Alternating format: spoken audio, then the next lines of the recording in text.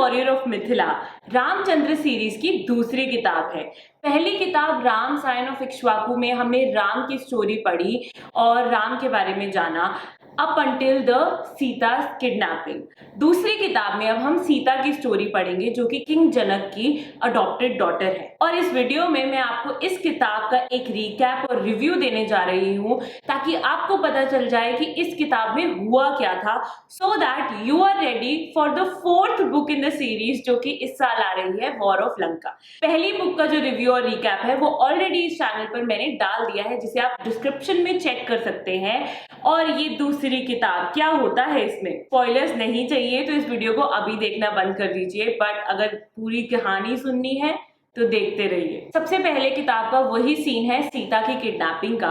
तो पहली किताब में हम देखते थे राम और लक्ष्मण जो थे वो कैसे आवाजें सुनते हैं और भागते हुए आते हैं सीता को बचाने के लिए, बट इस किताब में हम देखते हैं कि सीता उस टाइम पर कर क्या रही थी। वो जब राम और लक्ष्मण हंटिंग पर गए हुए थे, वो एक सोल्जर है मकरात, उसके साथ बनाना लीव्स लेने गए हुए थे और तभी रावण और रावण के कुछ सोल्जर्स हैं वो इनको अटैक करते हैं। तो जब तक सीता अपने यूजुअल कैंप पर पहुंचती हैं तब तक मलाया पुत्र सोल्जर्स जो भी इन सबके साथ थे वनवास में वो सब मर चुके होते हैं एक्सेप्ट जटायु। और हम बुक में जटायु की मौत देखते हैं और वो बहुत ही ज्यादा सैड सीन है और एक्शन सीन एक्चुअल में काफी अच्छा है बिकॉज जो सीता एज अ कैरेक्टर है that is an amazing character, one of my favourite characters in the series.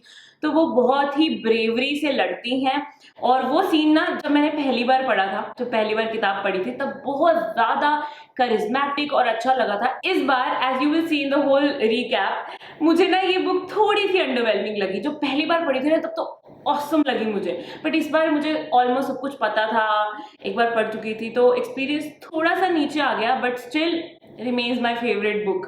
बता सकती हूँ आपको क्योंकि तीसरी किताब भी ऑलमोस्ट फिर से पढ़ ली है, तो this remains my favourite. Anyway, जब ये पूरा चैप्टर एंड होता है ना तो बहुत सारी चीजें जो पिछले किताब के एंड चैप्टर में ऑलमोस्ट खुली सी थी वो पूरी खुल जाती है। तो पता चलता है कि रावण और कुंभकर्ण अपनी सेना के साथ, अपने कुछ सोल्जर्स के साथ विष्णु को लेने आए हैं और उन्हें पता है कि सीता इज द विष्णु। किसने बताया उनको, कैसे पता चला उनको? और जब सीता को पुष्पक विमान में लेकर जाते हैं तब कुंभकर्ण कुछ ऐसी बातें बोलते हैं और मुझे नहीं पता था, शी इज हर एंड ऐसे कुछ कुछ। तो क्या बात है, वो सीता को पहले से कैसे जानते हैं? जब मैंने पहली बार किताब पढ़ी थी ना तो मेरे दिमाग में इतनी सारी वाइल्ड थ्योरीज थी, इस बार मुझे पता है क्या है तो I kind of new, but ये पूरा वो सीन स्टार्टिंग में ही हो जाता है और उसके बाद स्टोरी शुरू होती है शुरुआत से जब किंग जनक और क्वीन सुनैना को सीता मिलती हैं। तो क्या होता है, किंग जनक मिथिला के राजा है और मिथिला ना पहले बहुत ही अच्छा किंगडम था, पर अब वहां पर जो नदी बहती थी उसका कोर्स चेंज हो गया जिसकी वजह से उनकी जो रिचनेस है सारी खत्म हो गई। और किंग जनक एनीवे वो ऐसे किंग हैं जो ना स्पिरिचुअलिटी और फिलोसफी की बातें करने में ज्यादा ध्यान देते हैं और राज करने में थोड़ा कम ध्यान देते हैं। तो राज ज्यादातर क्वीन सुनैना कर रही हैं, ठीक है। तो क्या होता है, किंग जनक और क्वीन सुनैना दोनों एक कन्याकुमारी से मिलकर आ रहे होते हैं और तब उन्हें जंगल में एक बच्ची मिलती है जिसे एक वल्चर प्रोटेक्ट कर रहा होता है and the vulture dies in the process. वो सीन भी देखने में बहुत ही अच्छा है। पूरी किताब में ना जो सीन्स है ना, मैं बोलकर आपको बता रही हूँ, आपको मजा नहीं आएगा। मैं कह रही हूँ अगर आपको तीनों किताबों में से कोई किताब नहीं पढ़नी है, बस एक पढ़नी है, ये पढ़ लो बिकॉज इसके अंदर everything is just so beautiful. तो वहां से क्वीन सुनैना जो है वो इस बच्ची को बचा लेती हैं और इसका नाम देती हैं सीता, और उनका कोई बेबी नहीं होता अभी तक तो वो इसको अडॉप्ट कर लेते हैं। और इसके 5 साल बाद राम का जन्म होता है। तो स्टोरी में राम जो है वो सीता से 5 साल छोटे हैं। धीरे धीरे सीता बड़ी होने लगती हैं और उसी में उनसे 1-2 गलतियां हो जाती हैं।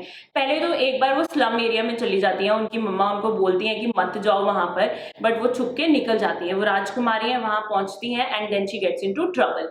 वहां पर उनको एक लड़की बचाती है जिसका नाम है समीची। अब समीची एक कैरेक्टर है जो आपने पहली बुक में भी पढ़ा और ये सीता की फ्रेंड बन जाती हैं। अल्टीमेटली ये मिथिला की चीफ ऑफ पुलिस भी बन जाती हैं। बट इस कैरेक्टर का एक डार्क पास्ट है, इसके अंदर एक डार्कनेस है जिसके बारे में आप पूरी बुक में सोचते रहते हैं और आपको थोड़ा इससे डर भी लगता है पर थोड़ा विश्वास भी है क्योंकि आपको पता है कि ये सीता से काफी लॉयल है। पर फिर भी एंड में जो होता है वो आई थिंक मैं आपको एंड में बताऊंगी, but yes that is the character of Samichi. दूसरी गलती जो सीता से अपने बचपन में होती है वो ये है कि किंग जनक का ना एक छोटा भाई है कुशध्वज, वो थोड़ा विलन है इस स्टोरी का। इस स्टोरी के मेरे हिसाब से 2 विलन थे। तो कुशध्वज जो है वो बहुत ही चालाक है। वो अपने भाई, जो कि मतलब राज में इतना ध्यान भी नहीं देता उसको, लाइक वो एक छोटा किंगडम है कुशध्वज का, उसकी सब्सिडरी है एक तरीके से मिथिला की, और फिर भी उनको तंग करने आया हुआ है कुशध्वज हमेशा। तो वो एक बार क्या होता है, क्वीन सुनैना को इंसल्ट कर रहा होता है और वो कह रहा होता है कि तुम मेरी रॉयल सील जो है उसको एक्सेप्ट कर लो। अब अगर क्वीन सुनैना उनकी रॉयल सील को एक्सेप्ट करती हैं तो एक सॉर्ट ऑफ लाइक कुशध्वज का जो किंगडम है ना वो एक sort of like independent kingdom बन सकता है। तो वो इसलिए एक्सेप्ट नहीं करती, उसी में उनका झगड़ा हो रहा होता है और उसी में सीता, जो कि एक हॉट हेडेड कैरेक्टर बताया आपको, वो आ जाती है और वो सील को तोड़ देती है। उसकी वजह से जो रेपरकशंस होते हैं, कुशध्वज को बहुत गुस्सा आता है और उसकी वजह से वो मिथिला पर बहुत जुल्म करता है, बहुत सारी चीजें ऐसे करता है जिससे मिथिला को और दिक्कत हो। इसी वजह से ना मिथिला के लोग भी सीता से नाराज हो जाते हैं, क्योंकि उनको पता है इवन तो छोटी सी बच्ची है जिसने ऐसा करा, उनको लगता है कि उनकी वजह से उनकी जिंदगी में और ज्यादा मुश्किलें आ गई। सीता का कैरेक्टर जैसे जैसे आप पढ़ते जाते हैं ना, उसकी लेयर्स आपके सामने आती है। वो हॉट हेडेड है, स्टबर्न है, इम्पल्सिव है, but at the same time उनके पॉलिटिकल व्यूज, उनके views in general are very very amazing और प्रैक्टिकल व्यूज हैं। जैसे कि Ram is all about like law abiding, you know, his views are set in stone kind of thing, where Sita is very flexible in whatever she thinks of. अब इस incident के बाद सीता को भेज दिया जाता है गुरुकुल। वहां पर उनकी पढ़ाई शुरू होती है और क्वीन सुनैना की इंसिस्टेंस की वजह से उनको वॉरफेयर और राज कैसे करना है वो सब सिखाया जाता है, जो कि नॉर्मली लड़कियों को नहीं सिखाया जाता है इस युग में। ठीक है, तो सीता अब ये सब कुछ सीख रही है और इसी के बीच में बहुत सारे कैरेक्टर्स आते हैं इस किताब में। सीता की एक सहेली बनती है राधिका, जो कि गुरुकुल में ही उनके साथ पढ़ रही होती है, और राधिका जो है वो चीफ वरुण की बेटी है। चीफ वरुण, अब पूरी किताब में काफी आगे जाके आपको पता चलता है, पर मैं आपको बता ही देती हूँ। चीफ वरुण जो है वो एक वाल्मीकि है, और चीफ वरुण के पास ही ना अयोध्या प्रिंसेस वहां पर गुरुकुल में पढ़ रहे हैं। तो गुरु वशिष्ठ जब थे तो उनको बड़ी टेंशन थी कि किसी को पता ना चल जाए ये अयोध्या प्रिंसेस हैं, बट उनको बाद में किताब के ऑलमोस्ट एंड में रियलाइज होता है कि ये तो मेरे सॉर्ट ऑफ एलाइज हैं, क्योंकि ये वाल्मीकि हैं। ठीक है, तो ये सारा सीन चलता है और इसी के साथ कैरेक्टर आता है हनुमान का। अब हनुमान क्या है, वो एक नागा है, उनकी फीचर्स जो है वो थोड़े डिफरेंट है। तो पूरे इस वर्ल्ड में शिवा ट्रिलॉजी में, रामचंद्र सीरीज में और मोस्टली माइथोलॉजिकल फिक्शन नॉवेल्स आजकल जो लिखे जाते हैं, उस वर्ल्ड में नागा नाम जो है वो उन लोगों को दिया जाता है that are born with deformities. तो उनके फेशियल फीचर्स कुछ अलग हो सकते हैं। जैसे कुंभकर्ण का कैरेक्टर आता है नेक्स्ट बुक में, तो उसके छोटे छोटे कान होते हैं, तो he has like 2 years each side. तो ऐसा ऐसा पता चलता है आपको। ठीक है, नागा के बारे में तो हनुमान भी एक नागा बताए गए हैं, और हनुमान जो है वो राधिका के कजन है, और उसी के थ्रू वो सीता को भी मिलते हैं। और हनुमान ऑब्वियसली इस बुक में आपको पता चलता है he is also a great admirer of Ram, तो वो गुरुकुल में पास में उनसे भी मिलते रहते हैं। और सबसे बड़ा कैरेक्टर जो यहाँ पे इंट्रोड्यूस होता है वो है गुरु विश्वामित्र का। गुरु विश्वामित्र सीता के गुरुकुल को विजिट कर रहे होते हैं, जहां पर वो सीता को डिस्कवर करते हैं, this hot headed impulsive girl who is amazing at fighting as well, stick fighting Sita बहुत अच्छे से करती हैं, और गुरु विश्वामित्र बहुत इंप्रेस हो जाते हैं सीता से। ठीक है, और गुरु विश्वामित्र जो है वो मलाया पुत्र के चीफ है, और इनका एक मिशन ये होता है कि इन्होंने जो नेक्स्ट विष्णु है ना उसको चुनना है, उसको हेल्प करनी है आगे बढ़ने में। They also have one more mission, that is जब नेक्स्ट महादेव आएंगे ना उनकी भी इन्होंने मदद करनी है। तो इस टाइम पर विश्वामित्र जो है वो ऐसे कैरेक्टर हैं जिनको ये है कि मेरे टाइम पर ही विष्णु राइज होगा। उनके ना थोड़े बायसेस आपको इस किताब में पता चलेंगे, एंड आप एग्री नहीं कर सकते, but I feel that way because उनके अंदर बहुत सारी बायसेस है। फॉर एग्जाम्पल, जब वो विष्णु चुनने जाते हैं तो उन्होंने सिर्फ रॉयल्टी में से ही विष्णु को ढूंढने की कोशिश करी। ठीक है, और बिकॉज अयोध्यन प्रिंसेस को गुरु वशिष्ठ पहले ले जाते हैं गुरुकुल में, तो उन्होंने उनको डिस्काउंट ही कर दिया, मतलब राम को चांस भी नहीं दिया टू प्रूव हिमसेल्फ। तो राम को उन्होंने ऑलरेडी हटा दिया है कि ये विष्णु नहीं होंगे, क्योंकि not because he is not good enough और एनीथिंग, बट बिकॉज क्योंकि इनको गुरु वशिष्ठ साइड कर रहे हैं।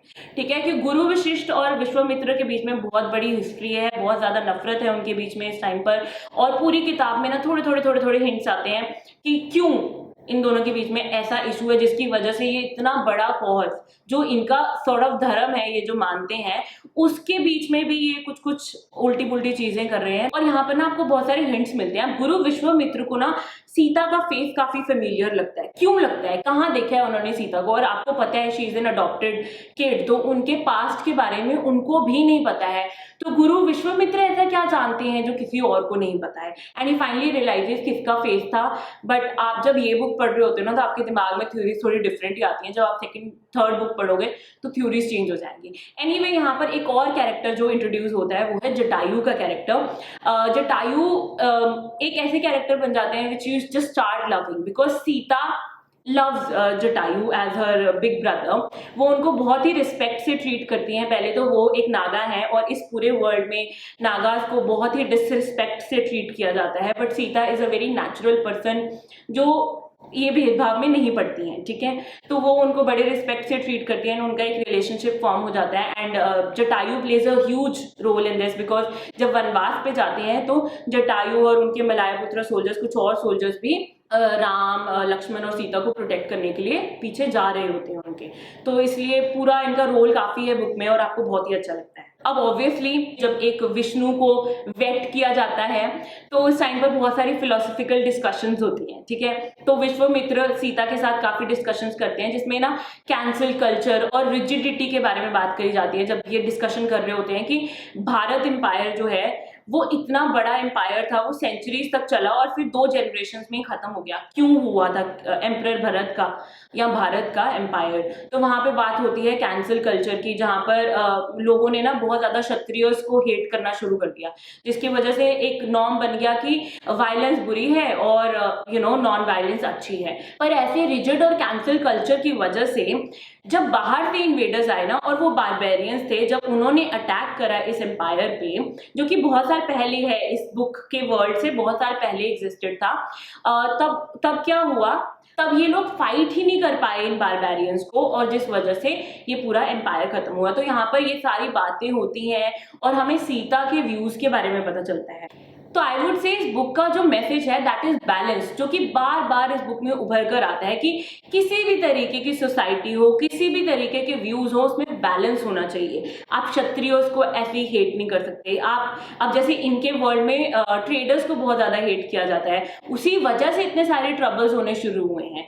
तो अगर बैलेंस होता है इस सोसाइटी में तो it would have flourished, but balance जब भी जाता है तभी वो एम्पायर जो है वो डिक्लाइन होना शुरू हो जाते हैं। इन सब बातों के बाद महर्षि विश्वामित्र डिसाइड कर लेते हैं कि Sita is going to be my Vishnu, और वो उनको ना बिना किसी की परमिशन से, अब जब मलाया पुत्रस विष्णु को चूज करते हैं तो they have to take the permission of Vayuputras. But क्योंकि गुरु विश्वामित्र और गुरु वशिष्ठ के बीच में टेंशन चल रही है और गुरु वशिष्ठ जो है वो सॉर्ट ऑफ लाइक वायुपुत्रस के साथ अलाइंड है और वो दोनों का एक पैक्ट है काइंड ऑफ, तो इसलिए गुरु विश्वामित्र उनकी परमिशन लिए बिना सीता को विष्णु डिक्लेयर कर देते हैं और उनकी ट्रेनिंग भी शुरू कर देते हैं। बट डिसाइड ये होता है कि अभी सारे वर्ल्ड को नहीं बताया जाएगा कि सीता विष्णु है, इसको एक हिडन फैक्ट की तरह रखा जाता है। और Sita basically just keeps on studying in the Gurukul और फिर उनकी आगे की ट्रेनिंग शुरू होने ही वाली थी। उससे पहले क्वीन सुनैना की मौत हो जाती है। सुनैना जो है वो काफी बीमार थी, अपनी बेटी को काफी बार उन्होंने बुलाया भी, बट बेटी के अंदर इतना ज्यादा गिल्ट है कि मेरी वजह से कुशध्वज इतना ज्यादा जुल्म कर रहा है मिथिला पे, तो बेटी जाती नहीं है वहां पर। फिर अल्टीमेटली सुनैना उन्हें गुरुकुल में लेने आती है and she is just basically dying and she dies very soon. उसके बाद सीता मिथिला की प्राइम मिनिस्टर अपॉइंट हो जाती है जब सुनैना होती है, and Sita kind of tells Sunaina as well कि मैं विष्णु हूँ, even though she is not suppose to tell anybody but her mother is dying, तो वो उनको बता देती हैं कि आई एम द विष्णु, ठीक है। तो वहां पर सुनैना उनको बहुत ही अच्छी एडवाइस देती है कि you have to find your own partner, तुम इन लोगों पे विश्वास नहीं करना because obviously there is this tension between the Malayaputras and Vayuputras and all that, तो इसलिए तुम किसी पे विश्वास नहीं करना, तुम अपना एक पार्टनर ढूंढो। और वही आगे आगे स्टोरी बढ़ती है। यहाँ पर Sita becomes a prime minister और वो बिल्कुल अपने रिफॉर्म्स लेके आती हैं और बहुत ही peace quarter I think is one of the major things in both the books, ठीक है। जब आप मिथिला की बात करते हैं जो उन्होंने वहां पे स्ट्रक्चर पूरा फॉर्मुलेट करा, जिससे काफी फर्क भी आया मिथिला में। और अल्टीमेटली ना मिथिला का ये सीन हो जाता है कि मिथिला के जो पुअर हैं उनको काफी ज्यादा बेनिफिट होता है और वो बेटर कंडीशंस हो जाती हैं उनकी। बट इसकी वजह से पुअर और रिच दोनों ही नाखुश होते हैं।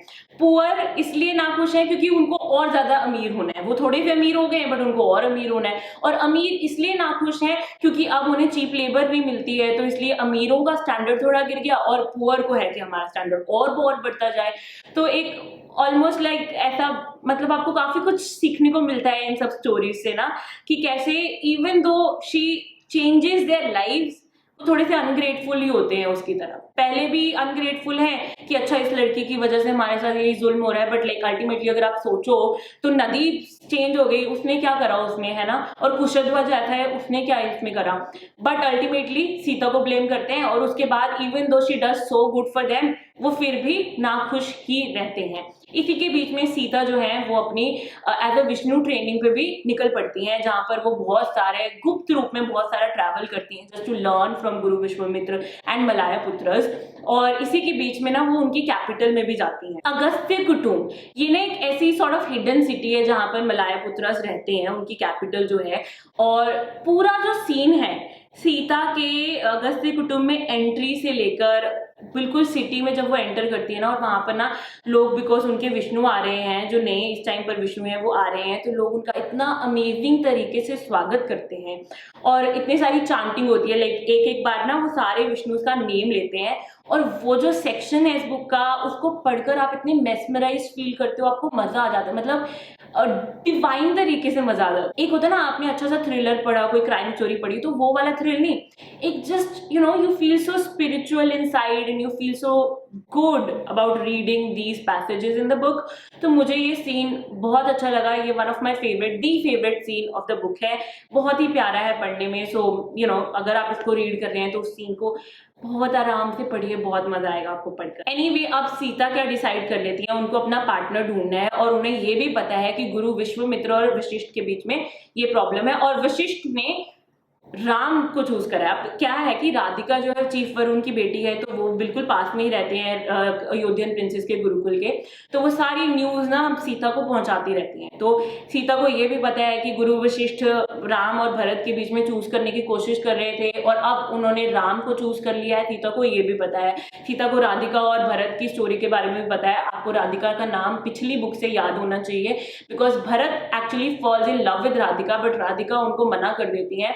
एंड रीजन ये अज्यूम किया जाता है कि वो इसलिए मना कर देती है क्योंकि जो चीफ वरुण की ट्राइब है ना, वो बहुत लॉ अबाइडिंग है, वो कभी अपने लॉ के खिलाफ नहीं जाएंगी। बट राधिका ने ये डिसीजन किसी और वजह से लिया था, अपने लॉ की वजह से नहीं। She would have easily just left the community, but उन्होंने ये डिसीजन क्यों लिया वो मैं आपको इस वीडियो में नहीं बताऊंगी, बट अगर आपने बुक पढ़ी है तो आपको पता होगा। एनीवे, तो अब सीता ना एक प्लान करते हैं कि अगर हम दो विष्णु हो गए हैं अब, तो हम कैसे इस बहुत बड़े प्रॉब्लम को सॉल्व कैसे कर सकते हैं। तो उन्होंने सोचा कि हम दोनों को साथ में ये सॉल्व करना चाहिए। So she just plans her own स्वयंवर।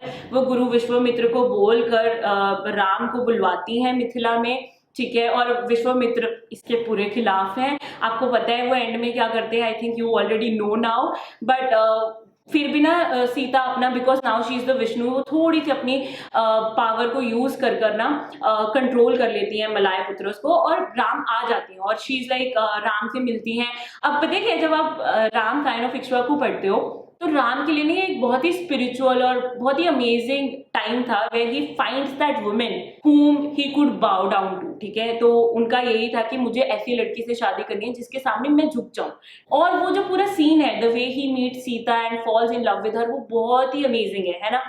पर इस किताब में ना आपको सीता का साइड दिखता है जहाँ पे she is very practical. She is like कि अब ये दो विष्णु के बीच में ये जो ट्रबल हो रहा है, इसको सॉल्व करने का एक ही तरीका है कि हम दोनों को शादी कर लेनी चाहिए, हम दोनों इकट्ठे अपना विष्णु होने का धर्म निभा सकते हैं, ठीक है। तो उनकी ना बड़ी प्रैक्टिकल अप्रोच थी। राम को ये नहीं पता वो मलाया पुत्र की चोजन विष्णु है, और अभी विष्णु वाली बात सामने नहीं आई, but she is just like she talks to him and she kind of tries to get him to marry her, but Ram तो आपको ऑलरेडी पता है, he already is like in love with her, है ना। और धीरे धीरे ना, जैसे सीता के लिए एक बहुत ही प्रैक्टिकल डिसीजन था, but soon it becomes like more than that. तो वो पूरा part is so in character, I would say. बहुत सारे ऑथर्स ना ऐसे करते हैं कि एक कैरेक्टर है वो एक तरीके से चलता आ रहा है, और जब कोई ऐसा वाला मतलब असमंजस वाली चीज आती है ना, तो वो बिल्कुल फ्लिप मारते हैं कैरेक्टर, और वो बहुत अनरियल लगता है। बट अमीश ने इस एस्पेक्ट की जो पूरी एग्जीक्यूशन करी है ना, वो बहुत ही फ्लॉलेस तरीके से करी है कि आपको ऐसा नहीं लगता कि कैरेक्टर ने फ्लिप मार दिया। छोटा सा लगता है, but like it's still so smooth. इतना नहीं होता है इंडियन ऑथर्स की किताबों में। इन्होंने बहुत ही स्मूथली उस सारे प्रोसेस को, सारे चेंज ऑफ हार्ट को और उस डिस्कवरी को एक्सप्लेन करा है, जो कि बहुत ही ब्यूटीफुल है। और इन द एंड आपको पता है स्वयंवर पे क्या होता है, रावण पहुंच जाता है, और रावण को किसने बुलाया? कुशध्वज ने, ठीक है। तो वो वहां पर ऐसे खामखा में इंसल्टेड फील करता है और निकल पड़ता है, ठीक है। और इनकी शादी हो जाती है, स्वयंवर हो जाता है, और उतने में रावण जो है वो मिथिला पे अटैक कर देता है। और यहीं पर वो सीन आता है जहां पे मैंने बोला था ना कि विश्वामित्र ने ऑलमोस्ट धक्के से राम को ऐसे ब्लैकमेल करा और उनसे दैवीय अस्त्र चलवा दिया। दैवीय अस्त्र चलने की सजा जो होती है वो है 14 साल का वनवास। और यहाँ पे ना आपको सीता का पता चलता है, क्योंकि राम साइन ऑफ इक्ष्वाकु में ना सीता एंड में आती है, जब दैवीय अस्त्र चल चुका होता है। तो वो कर क्या रही थी जब वहां पे ये सब हो रहा था? तो she was actually trying to convince these Mithilan people कि अच्छा हमारे सोल्जर्स कम है, पर तुम हथियार उठाओ तुम्हारी प्रोटेक्शन के लिए। पर वो इतने कावर्डली होते हैं, वो इतना ज्यादा मतलब इतने सारे अजीब अजीब से वो देते हैं कि नहीं हम नहीं लड़ सकते and all of that. It is just so disappointing कि किसी ने तुम्हारे लिए इतना ज्यादा किया, और जब तुम्हें बचाने के लिए वो तुम्हें बोल रही है टू जस्ट फाइट, तुम नहीं कर रहे हो, ठीक है। तो it was so sad, but then Sita was just taken into like another thing, क्योंकि दैवीय अस्त्र चलता है तो वो भागकर उधर जाती है, and then she just sees कि how broken Ram is, because उन्होंने एक लॉ तोड़ा है। राम ना एक लॉ अबाइडिंग पर्सन है, मर्यादा पुरुषोत्तम राम, राइट। अभी राम और सीता मिले ही हैं और उन्हें एक दूसरे के बारे में बहुत ज्यादा नहीं पता है, बट सीता को इतनी देर में इतना पता चल जाता है कि राम जो है, बिकॉज उन्होंने लॉ तोड़ा है तो उसका उन पर क्या इम्पैक्ट होगा, ठीक है। बिकॉज नॉर्मल मतलब सोचेगा कि अच्छा ठीक है, टेक्निकली तो तोड़ा भी नहीं है तो क्या बात है, कुछ नहीं होता है ना। बट सीता नोज कि राम जो कि हमेशा लॉ को फॉलो करते हैं, उन्हें एक लॉ तोड़ना पड़ा उनकी वाइफ के लिए, और उन्होंने तोड़ा तो उनको क्या इम्पैक्ट होगा। तो it's just like a very nice romantic relationship and very nice understanding between the husband and wife. और धीरे धीरे बस वही फिर अयोध्या में पहुंच जाते हैं, Ram is ready to go for the vanvas. और यहाँ पर ना मंथरा के पीछे से, जैसे अब राम साइन ऑफ इक्ष्वाकु में हमने जो पढ़ा था ना, मंथरा को छोटा सा रोल लगा था कि अच्छा ये षड्यंत्र तो रच रही है राम के खिलाफ, बट इतना कुछ नहीं दिखा।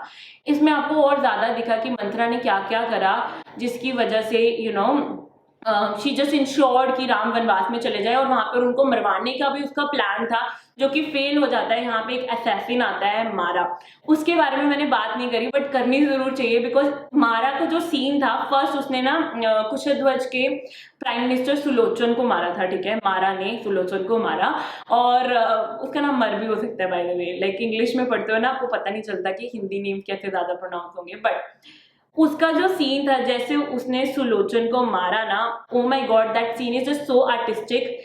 किताब में तो जैसे है वैसे है, बट मेरे दिमाग में ना वो पूरा ऐसे चल सकता था कि पीछे म्यूजिक चल रहा है and this artist, this assassin is at work, और वो बहुत ही मजेदार सीन था। तो that's my second favourite scene in the book, in case you want to know. Anyway, basically यही पूरी किताब का प्लॉट है। वनवास पे जाते हैं तो उसमें ना कुछ और एक्स्ट्रा चीजें हैं जो कि राम साइन ऑफ इक्ष्वाकु में नहीं है, जैसे कि उन्होंने एक जल्लीकट्टू नाम का फेस्टिवल अटेंड करा था, बुल फाइटिंग होती है वहां पे। And I kind of felt, यहाँ पे कैरेक्टर है वाली, एंड उन्होंने उनको बचाने के चक्कर में, लक्ष्मण उनको बचा रहे थे बुल से, उस चक्कर में उन्होंने उनसे दुश्मनी कर ली I think. And I feel like कि ये शायद स्टोरी में कैरेक्टर आगे आएगा।